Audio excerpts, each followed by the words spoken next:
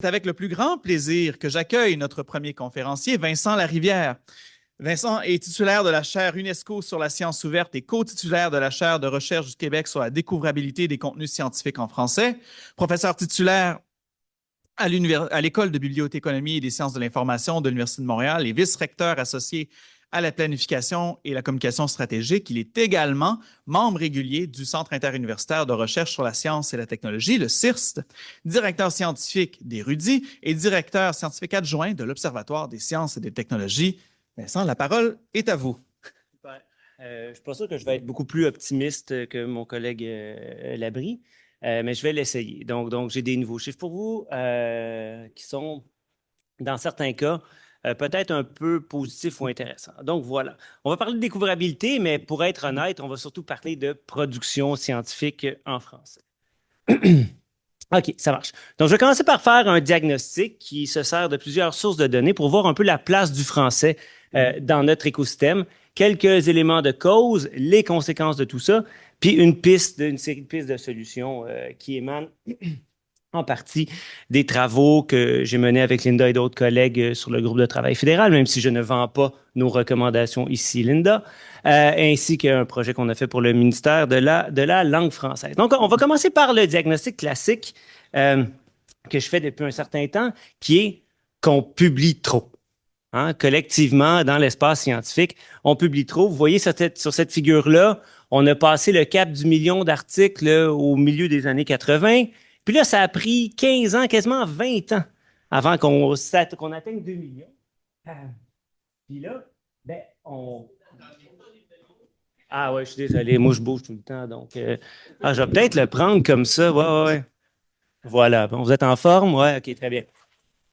Donc, vous voyez que là, on engrange les millions à une très, très, très grande vitesse, puis il y a même eu plus de publications pendant la pandémie. Donc, on est vraiment dans une situation où on pourrait dire qu'on surproduit, puis dans tout ça, on surproduit surtout en anglais. Évidemment, ça, c'est dû en partie parce qu'on a une plus grosse population de scientifiques, mais nos scientifiques sont aussi beaucoup plus productifs. Donc, les incitatifs qui existent dans le système font en sorte que par individu, on a des CV plus longs au même âge. Pour les collègues qui engagent d'autres collègues dans les départements, on reçoit des listes de CV de gens qui finissent leur postdoc qui pourraient ou qui auraient pu appliquer pour la titularisation il y a peut-être pas si longtemps. C'est compliqué. C'est pas si simple que ça. Et donc, juste pour vous donner une idée, là, dans le fond, on a doublé au cours des à peu près 30 dernières années, quand on fait le ratio entre le nombre de scientifiques qui existent au monde et puis le nombre de publications écrites. Évidemment, dans tout ça, la part du français, elle est pas très grande. Et donc, ça, c'est le diagnostic un peu classique où on voit que, puis la courbe, c'est celle en noir qu'il faut regarder, ou en blanc si on veut pleurer, mais bon, la proportion d'articles en anglais. Donc, on voit que dans les domaines des sciences, ben, on est à peu près 100%. Dans les données qui comptent, donc dans les données du Web of Science, dans ce qui compte dans les classements, dans ce qui compte dans ce qui, c'est ça, dans ce qui est mesuré de façon classique. Puis même dans les domaines des sciences sociales qui ont un ancrage local, on est en anglais. Il y a à peu près juste les arts et les humanités où on est à peu près égal, mais c'est-tu suffisant? Ben là, ça, c'est un autre débat. On n'est pas les seuls dans cette situation-là. Si on regarde nos collègues français, c'est la même chose. Le changement s'est fait un peu plus tard, mais dans l'ensemble, en France, c'est pareil. Si on prenait l'Allemagne, ce serait la même chose. En fait, toutes les langues à peu près disparaissent dans l'espace scientifique au profit de l'anglais. Mais ça, c'est dans ce qui compte. Depuis à peu près disons, un peu moins d'une dizaine d'années, il y a des bases de données qui essaient de tout indexer. Donc, pas juste prendre ce qui est le plus cité, mais tout indexer ce qui est publié à l'échelle mondiale. Et là, vous voyez la différence, en fait, entre ce qui est indexé en termes de nombre de revues versus la croissance réelle des revues savantes à l'échelle mondiale. Donc, il y a vraiment un gap qui augmente, hein, un fossé qui augmente entre ce qui est mesuré dans les bases de données classiques et ce qui existe dans la publication savante à l'échelle mondiale. Puis là, on voit donc il y a peut-être d'autres langues là-dedans. Il n'y a peut-être pas juste de l'anglais. Donc, petite comparaison très macro. Si on prend toutes les années de ces bases de données, en gros, on parle des 45 dernières années, 96% de ce qui est dans le Web of Science est en anglais. Mais quand on prend une base qui est un peu plus inclusive, qui s'appelle OpenAlex, on est à peu près 75%. Et en réalité, quand on corrige pour certaines imprécisions, on est peut-être même autour de 65-66%. Donc, il y a pas mal plus de Français que ce qu'on pourrait croire. Maintenant, l'œil aiguisé a vu qu'on passe de 0,66 à 2,93. Bon, c'est-tu beaucoup? Ben, c'est plus. Mais ça demeure pas super élevé. Mais on est dans le même ordre de grandeur que l'allemand, que l'espagnol, que le japonais. Donc, en gros, toutes les autres langues sont... Pardon, petite allergie, sont à peu près tout au même, sauf le chinois, qui est à peu près 2 Et puis bon, on se doute qu'il y a une sous-mesure de tout ça. Donc, si on compte tout, à peu près, ce qui se publie, et c'est là où c'est un peu contre-intuitif, le français et les autres langues prennent de plus en plus de place. Évidemment, c'est qu'on part d'un moment où on les mesurait mal. Fait que ce constat-là, il ne faut pas nécessairement le voir comme la réalité sociologique du terrain, mais plutôt la place de la science en français qui est maintenant découverte en ligne. Donc, si on va à partir du point d'aujourd'hui, historiquement, on ne trouvera pas beaucoup de vieux documents en français, mais on va en trouver des récents qui sont en français. Vous voyez l'indonésien qui part d'à peu près rien, puis qui maintenant prend une proportion quand même relativement importante de la production savante. C'est essentiellement parce que l'Indonésie s'est dotée d'une infrastructure nationale de diffusion de revues savantes. On voit la même chose sur le portugais, essentiellement à cause du Brésil. Je vais revenir sur le cas portugais très bientôt. Maintenant, en termes de revues, là, on est à l'échelle des articles. Si on prend les revues savantes, mais regardant en sciences sociales et humaines, il y a à peu près une revue sur 2 qui publie des articles qui ne sont pas en anglais.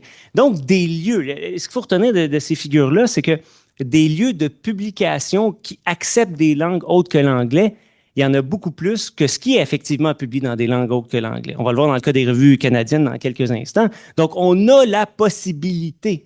Ce n'est pas parce qu'il manque des revues, c'est qu'on ne le fait pas. Plein de raisons que vous connaissez, mais que je vais répéter pour être sûr. Donc, le cas brésilien.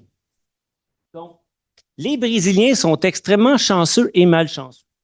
Je m'explique. Ils ont un CV national un peu comme le CV commun canadien.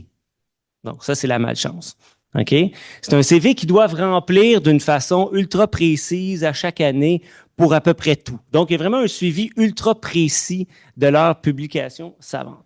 Et donc, on est capable d'aller voir qu'est-ce qu'il y a là-dedans. Donc, on a miné l'ensemble de ce CV. Puis là, ce qu'on voit, ça, c'est, disons, le 100% des publications. Il y a des articles qui sont seulement dans le Web of Science, des articles qui sont seulement dans le WOS et OpenAlex, et là, je réalise à mon grand regret que je n'ai pas traduit ce transparent, et donc je m'excuse. Donc, seulement dans le Web of Science, les articles sont à la fois dans le Web of Science et OpenAlex. Les articles qui sont seulement dans OpenAlex, et la moitié qui sont nulle part. Et ça, je vous avoue que ça nous a vraiment frappé. Ça veut donc dire que même dans les sources inclusives, il y a encore une proportion qui manque. Et évidemment, 18% de ces articles-là sont écrits en anglais. La très grande majorité va être écrite en portugais. Et évidemment, ce qui est dans le Web of Science va être à 93% en anglais. Donc, même dans un cas comme le Brésil, on a une part super importante de la littérature qui est invisible, disons, qui est nulle part. Là, on n'a aucune idée, on est en train d'essayer de comprendre où sont ces articles-là. Et là, ce qui est intéressant aussi, c'est de ramener ça au domaine de recherche. Donc, on a fait ce qu'on appelle une classification thématique de ces articles-là dans 4000 sous-domaines qui relèvent des sciences de la santé, des sciences de la vie, qui sont multidisciplinaires, des sciences physiques et des sciences sociales. Et là, retenez surtout ce qui est en rouge, les sciences sociales, les articles qui sont écrits en anglais, ou les domaines dans lesquels il y a peu d'articles écrits en anglais sont aussi les domaines où il y a très peu d'indexation. Puis il y a comme une relation parfaite, en fait, là. Pour être indexé et donc visible, il faut écrire en anglais. Donc, tu as des domaines ici qui sont complètement invisibles à l'international et même à l'échelle locale. C'est pas tout à fait clair dans le cas brésilien si ces articles-là sont très visibles. Revenons chez nous au Canada. Donc, on a créé une base de données de l'ensemble des revues canadiennes, de l'ensemble des articles écrits dans ces revues canadiennes-là, mais aussi de l'ensemble des articles écrits par des chercheurs canadiens, pour essayer de voir c'était quoi l'importance des revues nationales pour la communauté scientifique canadienne. Donc, premier élément à droite, nos revues canadiennes, la proportion d'auteurs, d'où est-ce qu'ils viennent?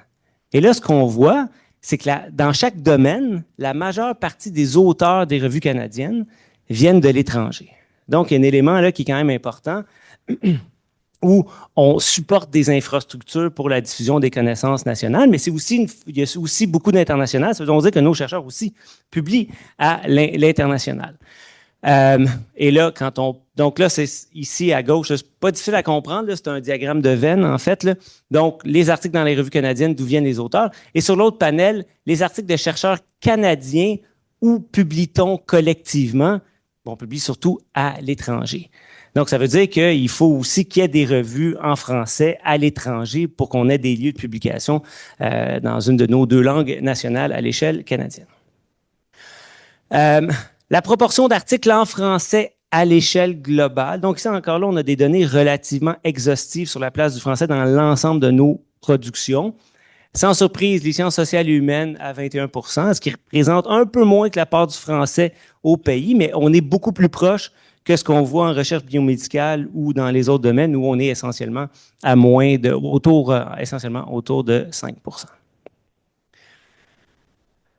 Maintenant, les revues bilingues. Là, on va dire, ah oui, on a des revues bilingues, c'est très bien. En fait, à peu près la moitié, là, 40% des revues canadiennes sont bilingues. 11% en français, puis 48% en anglais. Maintenant, dans ce 40% d'articles-là, de revues-là bilingues, il y a à peine 18% des articles qui vont être écrits en français. Donc, il n'y aura pas parité, si vous voulez, dans tout ça. Donc, ça nous rappelle encore là qu'on a les lieux pour publier en français, mais on ne le fait pas. Je passe rapidement, vous n'avez pas d'assez bons yeux, mais malgré les plus jeunes ici, je vous l'expliquerai un de ces quatre devant un café, mais c'est une figure super importante. Okay? Donc, c'est quoi les causes? Je sais que je me répète, essentiellement, c'est une cause sociologique, ce n'est pas une cause technologique. On a des pressions à publier, ce qui est en anglais a plus de valeur. Puis c'est important de contraster ça avec plein de gens, entre autres Albert Einstein qui a publié pas mal plus en allemand qu'en anglais. Toutes ces grandes découvertes ont été faites en allemand. Marie Curie publié en français, etc. Mais si on prend Peter Higgs, qui est évidemment un scientifique britannique, a publié en anglais, mais dans toute sa carrière, il a publié moins que bon nombre de mes doctorants. Donc Peter Higgs fait sa construction théorique, puis à un moment donné, il dit, ben, j'ai fini. C'est tout. Il continue à aller dans des conférences, il continue à évaluer des articles, il continue à faire sa job de prof. Mais il arrête d'écrire, ça ne donne rien d'aller modifier ça à la marge. Je ne sais pas si on accepterait ça aujourd'hui, une fois titulaire, oui, probablement, mais on comprend que c'est quand même une autre façon de voir la carrière scientifique. Puis le contexte de tout ça, essentiellement, c'est quoi? C'est les évaluations des profs, c'est les classements d'université. Certains d'entre vous sont peut-être au courant des primes à la publication qui existent dans beaucoup de pays. En Chine, on peut recevoir jusqu'à peu près 150 000 $ canadiens pour un article dans Nature. Là, donc, ça, c'est de l'argent dans vos poches là, pour vous acheter un chalet. Donc, c'est quand même substantiel. Puis dans certains autres pays, même qu'on prend comme exemple, les pays scandinaves, c'est le département qui va recevoir de l'argent basé sur vos publications. Donc, il y a un intérêt collectif à aller publier. Mais il y a d'autres causes aussi. Il y en a une qu'on peut comprendre, qui est celle qui est l'anglais fonctionnel. Donc, on se dit, ben, on a besoin d'une langue anglaise pour communiquer, on a besoin d'échanger. Mon domaine est international et nous, c'est en anglais. Donc, ça, on peut la comprendre un peu plus.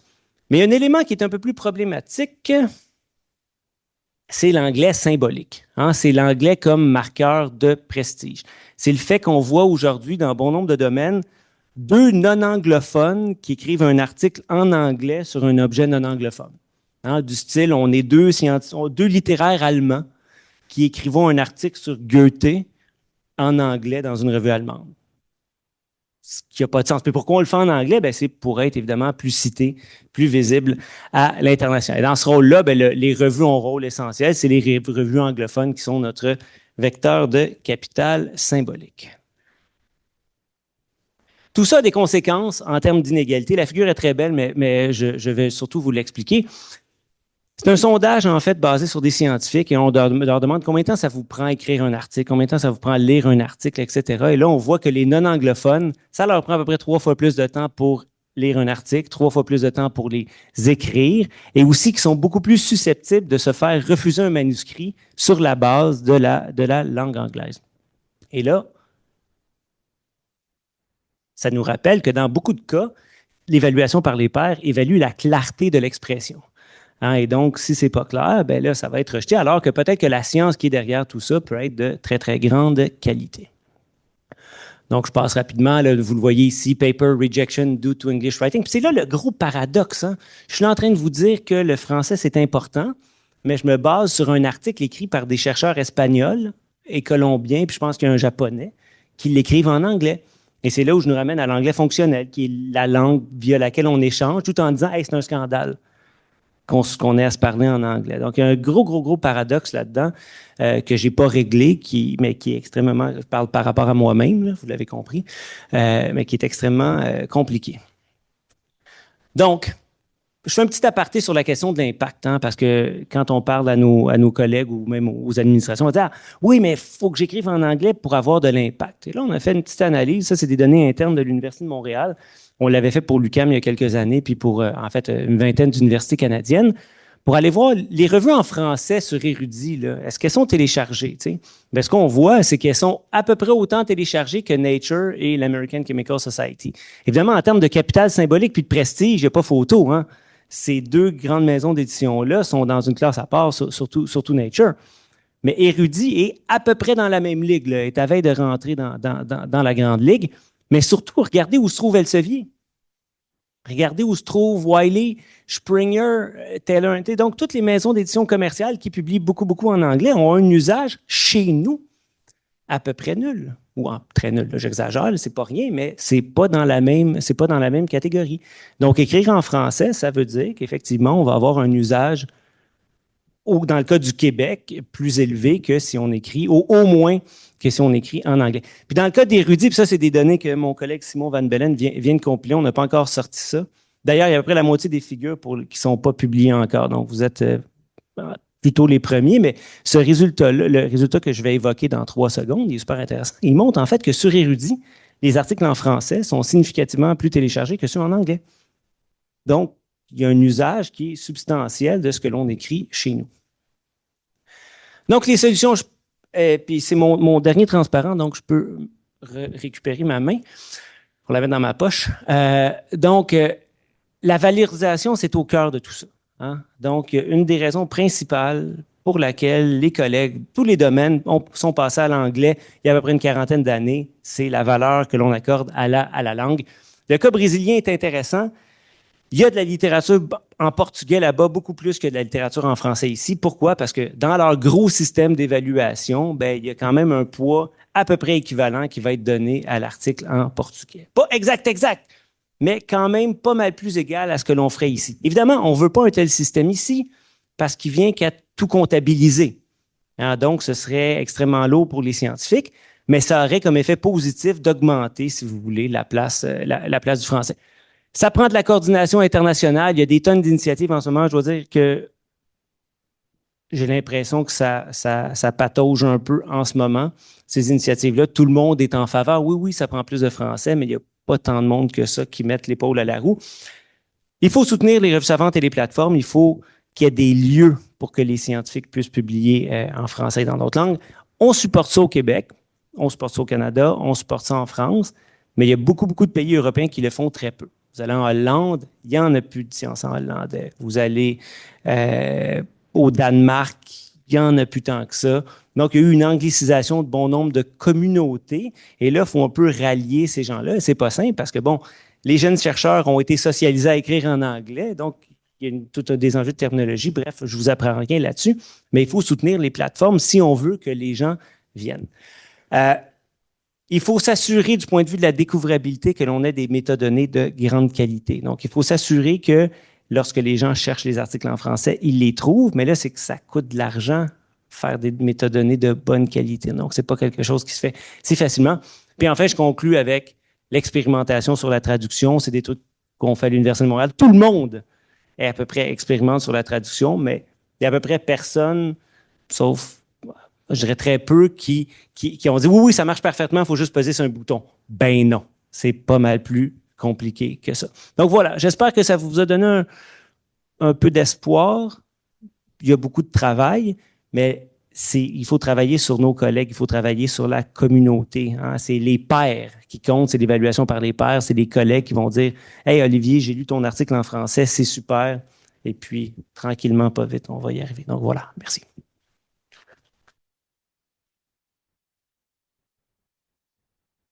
Y a-t-il des questions là? Oui, on va avoir du temps pour des questions. Là, c'est ça. Vous avez vu la différence de taille, hein? Je suis rendu. Voilà. Alors, c'est la vie. Euh, mon père disait je voulais rester jeune, je me suis trompé, je suis resté petit. Donc, on a le temps pour. Pas pire, hein? On a le temps pour quelques questions. Ben, assez peu, peut-être deux ou trois. On pourrait y aller par campus aussi. Donc, on pourrait commencer ici à l'Université de Montréal. Est-ce qu'on a une question pour Vincent? Ou sinon, je peux juste s'ouvrir. Ah, oui, allez-y. Bonjour. Je voudrais savoir, vous parliez d'initiatives qui sont prises au Québec pour soutenir justement les efforts par rapport à cette découvrabilité. Ouais. Ce serait laquelle la plus prometteuse pour vous d'initiative ici? C'est une très, très, très bonne question. Parce qu'en ce moment, il y a des recommandations qui vont être mises en place, mais on ne sait pas lesquelles. Fait que je ne peux pas vraiment, vraiment en parler. Mais moi, je vois principalement, là, je réfléchis très vite hein, dans ma tête. Sérieux, je ne sais pas. Je ne sais pas ce serait quoi la plus prometteuse, mais je dirais qu'il faut absolument expérimenter sur la traduction. Parce que donc, j'ai ma réponse. Hein. Merci. Donc, plus on expérimente sur la traduction, plus on est capable de régler l'enjeu de l'anglais fonctionnel, hein, qui est un élément qu'on entend. On dit, oui, il faut que j'écrive en anglais parce que c'est la seule façon qu'ont mes collègues de me lire. Non, non, c'est plus la seule façon que vos collègues ont de le lire. Donc, ça rend explicite, en fait, que la seule raison pour laquelle on va publier en anglais, c'est celle du prestige. Puis celle-là, c'est pas qu'elle est nécessairement simple à régler, mais si au moins on a réglé l'enjeu de la communication, je pense qu'on peut bâtir là-dessus. Ah, merci. Merci beaucoup. Puis effectivement, on vient de m'informer aussi qu'en plus, il y a une période d'échange prévue là, à 11h40. Donc, bref, on est correct peut-être. S'il y a une question urgente, on peut se poursuivre avec une autre. Puis sinon, bon, on a une belle période d'échange après. Je vais juste vérifier avant de passer. Est-ce qu'il y avait des questions du côté du campus Saint-Jean ou de l'UOF? Ou sinon, ça va pour l'instant. Peut-être qu'on pourrait aller ici. Puis au pire, on a, comme j'ai dit, une période d'échange après. Donc oui, allez-y. Oui, bonjour, Chantal Gagnon, je suis professeure au département de linguistique et traduction, traductologue. Écoutez, la traduction, il y a beaucoup d'erreurs dans les traductions et c'est un gros problème parce que j'ai souvent cette impression que dans les projets, puis je sais qu'il y a beaucoup de bonne volonté, mais on enlève le traducteur ou la traductrice de l'équation trop souvent et on est des chercheurs. Il faut que les traductions soient exactes, idiomatiques. Et je sais que c'est une bonne façon pour travailler à la découvrabilité, mais il y a énormément d'enjeux, énormément. Et la profession de la traduction ne va pas bien. Je suis tout à fait d'accord avec vous. C'est pour ça que je dis que c'est pas parfait puis qu'il faut vraiment beaucoup, beaucoup travailler là-dessus. Puis nous, ce qu'on a vu, au départ, moi, je dois vous dire qu'il y a 2 ans, j'avais une vision peut-être un peu idéaliste de tout ça. Et là, on s'est mis à passer mes articles dans la traduction. Puis là, on dit, OK, non, ça marche pas pantoute. Et donc, tous les projets qu'on fait en ce moment ont des traducteurs, des traductrices qui sont impliqués. Puis l'élément de la précision, j'aime ça, je suis content que vous l'ayez évoqué parce qu'il est crucial. Hein? Si on est dans le domaine médical, puis que la phrase dit « il faut », puis la traduction dit « il ne faut pas » ou vice-versa, là, on se retrouve dans des trucs assez importants. Puis ça, c'est assez bien documenté. Que la traduction, s'il n'y a pas de mot exact, on va trouver un mot similaire qui est souvent un mot plus général que le mot spécifique, mais ça peut changer le sens. Puis ça demande aussi, puis je m'arrête là-dessus, puis je sais qu'il y a plein d'expertise là-dessus. M. Dubreuil a sûrement des tonnes de choses à dire là-dessus. C'est que, puis là, j'ai oublié ce que j'allais dire parce que je me suis auto-déconcentré, mais je vais arrêter là. Donc voilà, merci.